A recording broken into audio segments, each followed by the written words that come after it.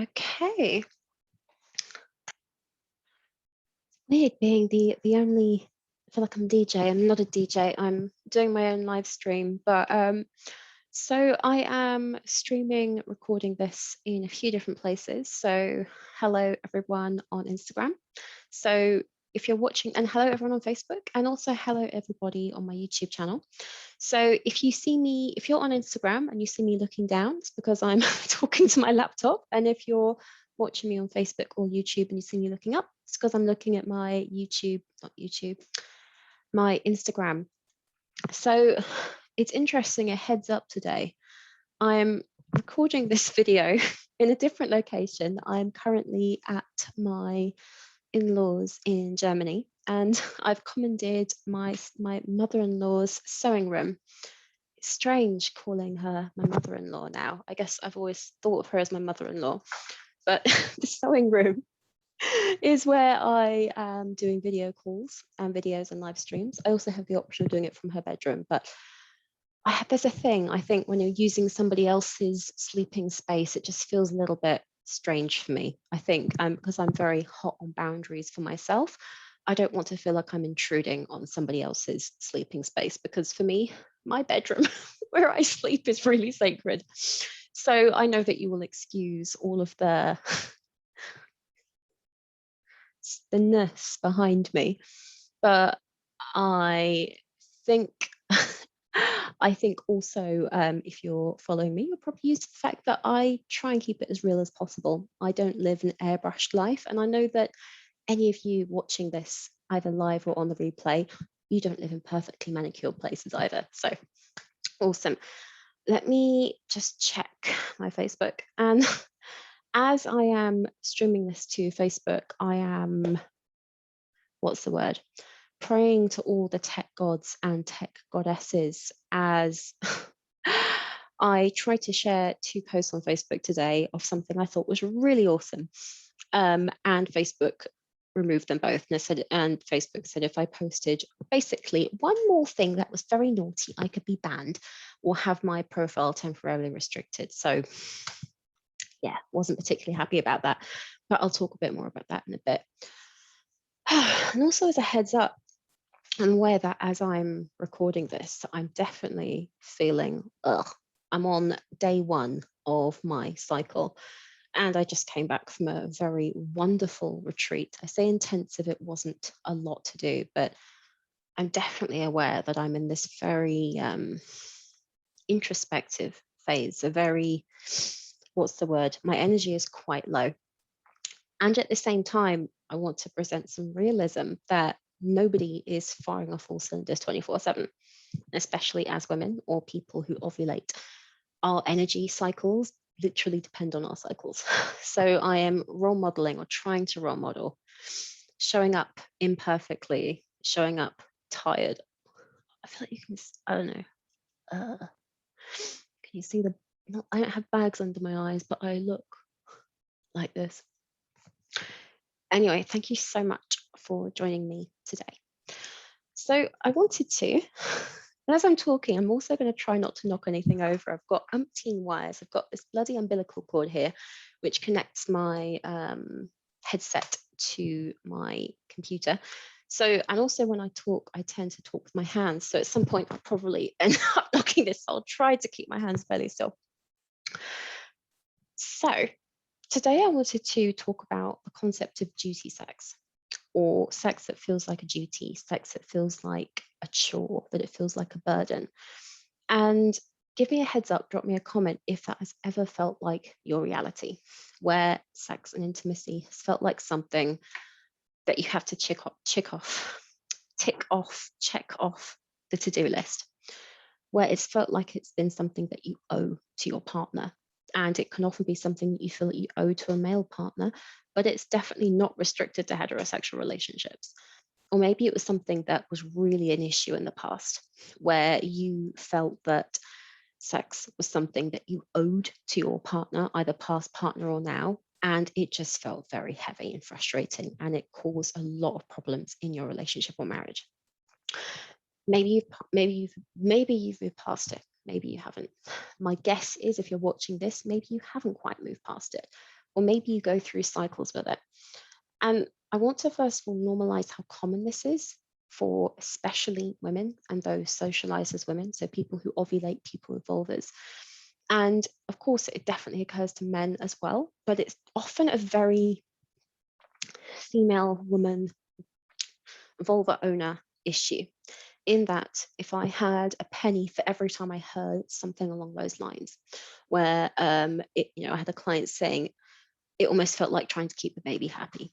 Not that she ever wanted to refer to someone as a baby, but it got to that point. And often the people who come to work with me, either in the Shameless Woman or one-to-one, that's where it's got to, where sex feels like something I have to give in order to keep them quiet. And it's a duty, it's a chore. I don't really enjoy it. It's my wifely duties. It's something I'm remembering my mother told me about a few female relatives. I don't want to name anybody publicly. A few female relatives that I have where they often felt real frustration. Even though my family is church going, we do talk about some of these things. And they felt this frustration that it was like another duty they had to do when they got married. And also, that I come from a Christian household. I come from a Christian background. All my family are very religious. I was a born again Christian. I was an evangelical Christian. And this is a really, really common phenomenon in religious households and also not religious households, in secular households. And I kind of first want to normalize this, that if it's felt like a duty and a burden to you, where it's felt like something you really don't want to do, but it's kind of expected of you, maybe your partner or past partner has kind of guilt tripped you into it, or you felt guilt tripped into it. Whew. So move around here.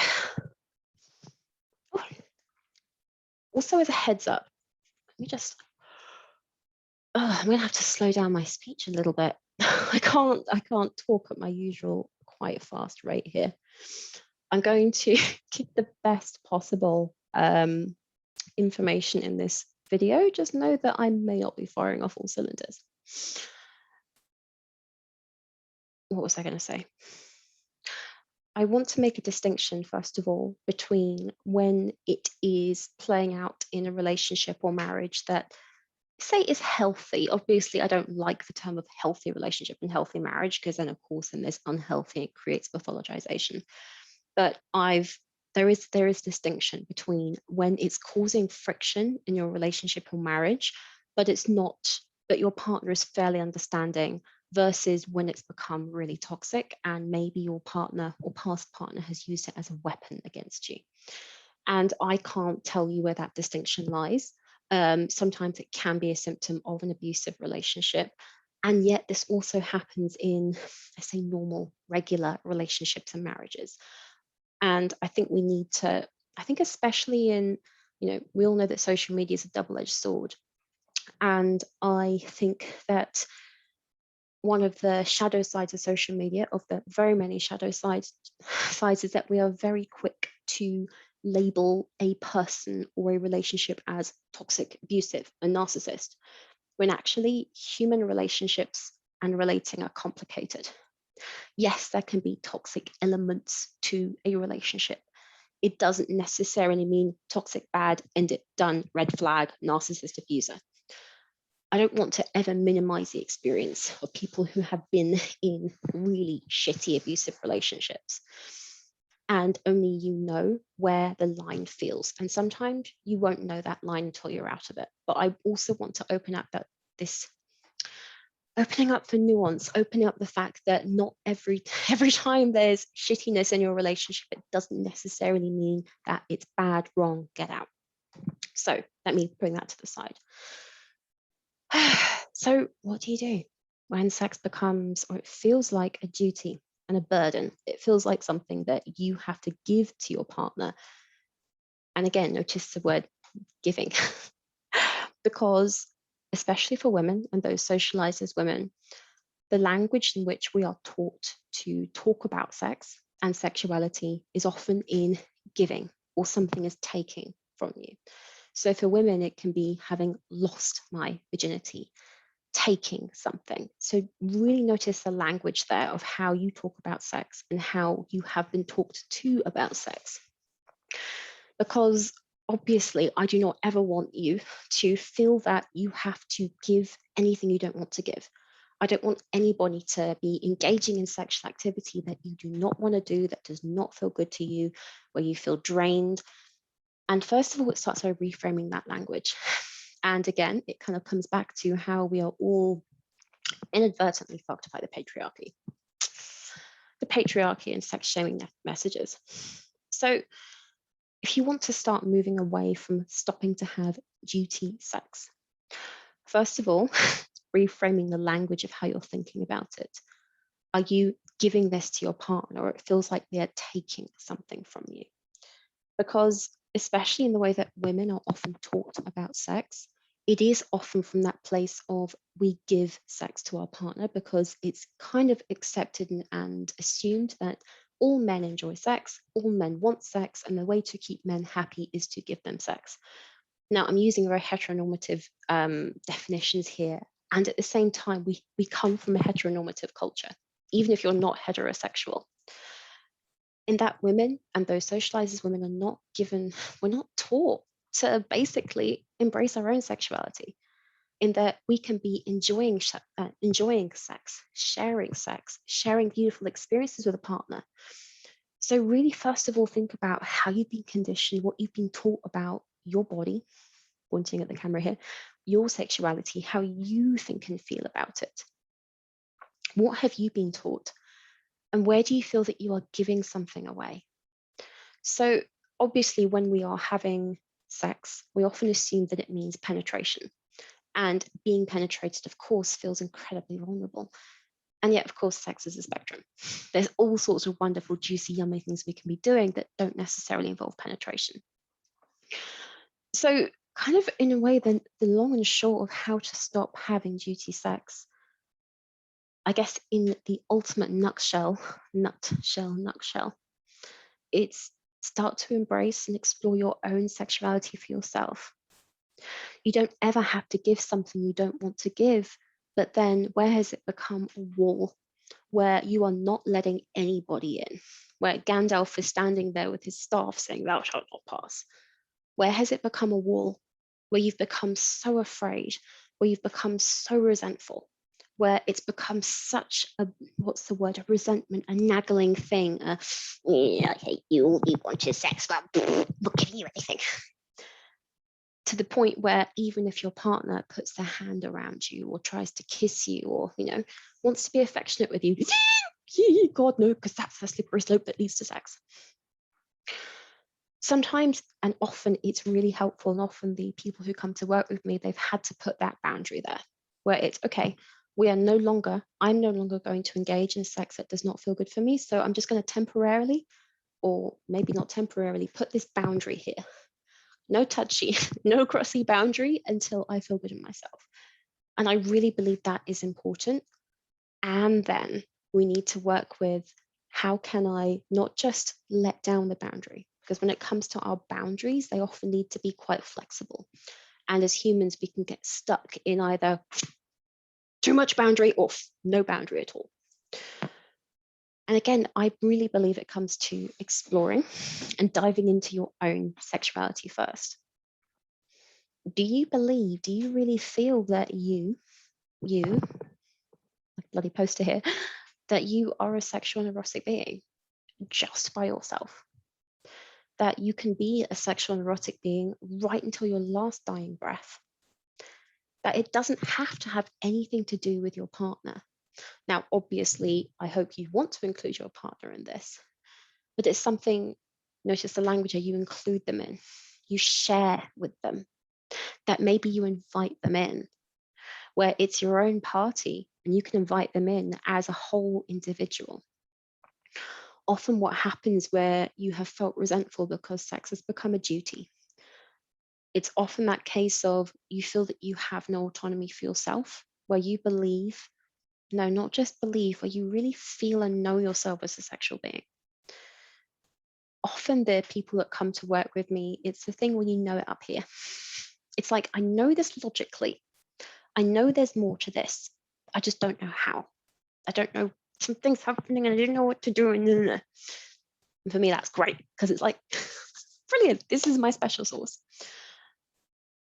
Because especially when we come from a background of a lot of oppression, hashtag purity culture, or a faith background, and not just a faith background. I know I talk a lot about coming from purity culture and faith backgrounds, and yet this also exists in secular culture or non-faith backgrounds as well.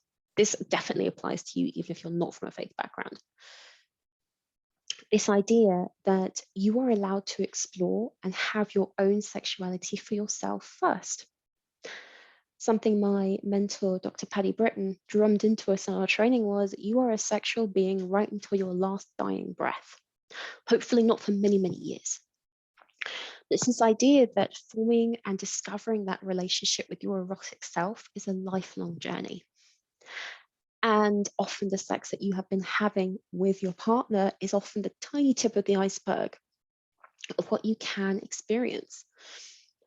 And I also want to touch on, a lot of the time it's, a very frank way of saying this is, maybe it's not sex you don't want to be having, but the sex you've been offered. And again, we're going to pull apart what sex actually means and what it is. There are so many awesome accounts I follow, especially when we look into the concept, we look into asexuality, because maybe you feel that you are asexual, you identify as asexual, you're on the asexuality spectrum. And yet, if we're going to get my words mixed up, pick apart what sex actually means, if we replace it with sensuality or eroticism or eros or pleasure or vitality or connection or life force, maybe you realize there's lots of wonderful ways that you love to be intimate, that you love to experience pleasure, that you love to experience connection, that don't necessarily have anything to do with genitals or not. Maybe you just love being touched. I love the work of Evian Whitney and their explorations in talking about being demisexual, and also they've done a lot of work on sensuality and how that's often missed out of a lot of conversations about sex and sexuality. As humans, we are sensual beings, in that, the five senses, I can't remember all of them: taste, touch, sound, sight, smell. I got them all. We are sensual beings, and where is that in your relationship with sexuality and eroticism? And that also comes into exploring, what are your unique ways that turn you on? What's your desire style? If you've watched the Goop, Sex, Love and Goop with Gwyneth Paltrow, I have not watched it yet. It's on my list. But what I love, I'm not the biggest fan of Gwyneth Paltrow, but I really like that in this particular episode and in the past episode of the Goop Labs, when they talked about sexuality, she brought on some really awesome experts. And you may be, if you've watched it, you may be familiar with Jaya. And Jaya and her work on the erotic blueprints. And her work on the erotic blueprints is understanding that as humans, we have different things that turn us on. We have a unique erotic style that doesn't necessarily mean genital boom. That could be your style. And maybe you have other styles as well. There's a really awesome person I follow called Janelle. I can't remember her surname, I'm going to have to tag her. And she's released this awesome body of work, Your Desire Styles and Desire Blueprints, I think. And again, it's pulling apart and picking apart what actually does turn you on. If you could wave a magic wand and literally create anything you wanted sexually, if you could have anything you wanted, what would you want? What would you have? And you may find that as you start to dive into this, it often hits on your points of self-worth. Do I deserve to feel good? Do I deserve to have pleasure? Do I even deserve to be an erotic being? Don't be surprised if that comes up. This feeling of allowing yourself to feel good, allowing yourself to be an erotic being and to have pleasure just for yourself. Taking away that mum guilt. When I was asking in the Shameless Woman group, the free group that is, that I have on Facebook, if you're not a member, do request to join. It is only for women and those socialized as women and female identified or people with vulvas. And I asked, what's one of your most common blocks of sexual confidence? and one person wrote it was being a mum and being scared that my kids are going to burst in on me, or what's the word, being disturbed. And while there's absolutely a lot in that, that maybe one thing that hits your sexual break is being disturbed. And I'm not a mother myself, and yet I can really resonate with the, if I don't have enough alone time and personal alone time, I go a little bit batshit. I can't imagine how draining it is for mothers when you're constantly touched out, where you can't even pee by yourself without someone going, "Mummy." So I can really empathize with that. And yet, notice if there's something to pick apart there, such as I can't be a sexual and erotic mother. I can't be a sexual mother. I can't be an erotic sexual being and be a mum. Notice the nuance there. Notice the distinction there. How much of that internalized, subtle shaming there is. And again, it often comes back to, who do you feel? How do you experience your own sexuality? Do you even value your sexuality as an important part of yourself just as much as all the other wonderful parts of you? Oh, I'm going to take a sip of my tea.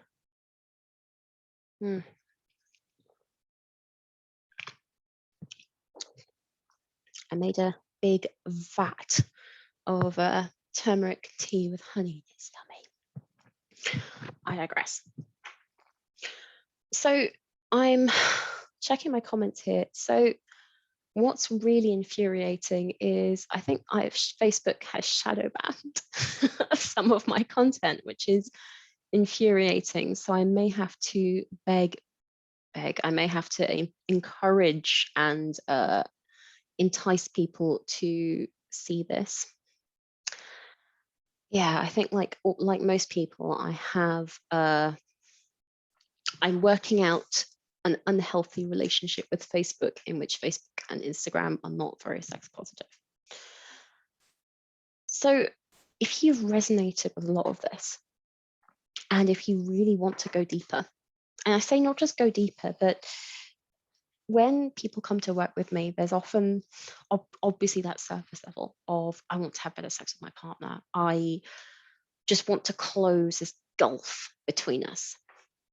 And yet also what is underneath that is, I want to feel like a sexy person. I want to feel like a sexy woman again. I want to feel like a woman again, or I want to feel like an erotic being. I want to feel like a luscious divine being. I've had years of giving myself away in service to my partner or to my kids or to my work. Damn it, it's my time now. I want to have what everyone else is going on about. I'm just going to clip my hair up. I need to, every time my hair gets greasy, my hair kind of falls down, gets a bit greasy. There we go. If you're feeling that, God, I just want to have what other people are going on about. I want to have that sex. I want to have those orgasms. I want to really taste the honey. I want to experience that. Then this is why I would love to work with you. So you have been seeing me talking about the Shameless Woman Immersion, and this is an invitation for you. And it's for you if you're a woman or a non-binary person with a vulva who you want to have that sex and pleasure that you feel that you have been denied for so long. Maybe you come from a faith community or a conservative background. Maybe you come from, I say, a regular background, although we will explore that as well. But it's always felt like something that you have given but never felt anything about, where maybe you felt numb and shut off. We've gone through the motions, but now it's caused a real issue in your relationship or marriage, where maybe you've done a lot of the therapy work already. You've done work in coaching or personal development. You may even work as a coach or a therapist. And yet it feels like nothing's happening downstairs, or it feels like I don't know how to get my head in the game. I've done all of this work of my thoughts and my emotions. I've done the cognitive reframing, but I can't feel anything. Then the Shameless Woman Immersion is perfect for you. It's for you if you keep either freaking out during sex, where it feels like this, I say, a massive head fuck, where it's this thing where you just can't figure it out. Or maybe you've dabbled before, you've read books, you have tried podcasts, you've tried a course or two, but you really want to go deeper. And this is what the Shameless Woman Immersion is. So I tweaked the format so that it feels good for everyone, especially myself, so I feel good teaching it. And it's a 6-month deep dive. I say a 6-month deep dive with a caveat in that we're going to be meeting every other week. So it's going to be really doable for you. You may think, oh my God, I do not have time to dedicate to this. We'll only meet every other week and we'll have a monthly dance and shake off for you. So it's going to be really doable in a way that you can integrate it into your everyday life. It's really for you if you want to have, though, if you really want to have more satisfying orgasms, more pleasurable sex, where you want to shake off all those shackles of unworthiness and shame and feeling not good enough and that you can't be a sexual and erotic being. And let's dance with her or them. So we're going to start on November 8th, which is Monday next week. And as I said, I teased on Instagram, tried to tease it on Facebook, but Facebook bloody deleted my posts. So I'm opening up calls tomorrow, which is Wednesday, and Thursday, if you are interested in the program. So it's a free call to decide and explore whether it's right for you. And if you decide to sign up, I'm throwing in a few extra gifts here. One of them is this awesome booby mug, which I shared on Instagram, could not share on Facebook. I'll have to show you a screenshot of it because I'm too scared to share it on Facebook in case it shuts me down again. And also a copy of Come As You Are by Emma Nagoski and free access to Self-Pleasuring for Badass Women course. That's all if you decide to sign up after dropping on a call with me. Or maybe you just can't wait to go and you want to go already. All the details are in the link either in my bio on Instagram. I'll pop the link down below as well. We start on November 8th.